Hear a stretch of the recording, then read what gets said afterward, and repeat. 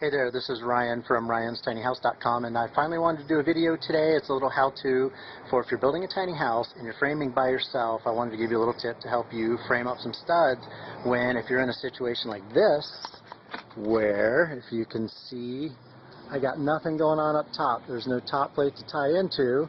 So in this case, I've got a stud right here. Sorry about the bad contrast. If you see the stud right here, has got really nothing to tie into, and I'm working alone, so I need to do something. So here I have this stud right here is tied into a corner. Both are floating, neither are plumb, and I want to bring in another stud over right here.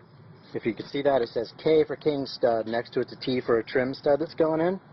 So here's the tip. You simply add a block right here of whatever length, so just measure the distance that the studs need to be, and then cut two of them. So you take the first block and you screw it in right here, right, butt it up against this guy, right, and as you can see it comes right to pretty much my line.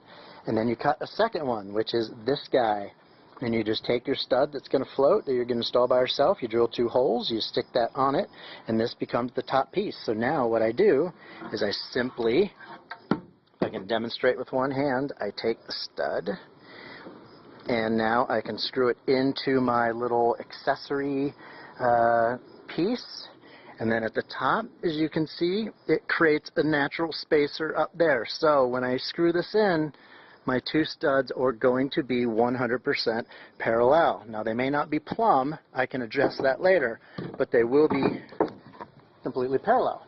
So if you're working alone and you're just trying to put in some studs, and if you just tried to screw in the bottom, they would float, they would wobble, they would just be unsecure. So if you take those little blocks, put in between, use those to tie into, in fact it just reduces the amount of insulation that you'll have to use later, because you can't insulate in that space where the 2x4 block is taken up, right? Hope that made sense. So that's just a little tip to help you frame up by yourself like I am. See, framing up this whole little tiny house here, which is not looking so tiny at the moment. So subscribe to the blog, share this, leave a comment, let me know if that was helpful, and I will do more of them. Alright, thanks, bye.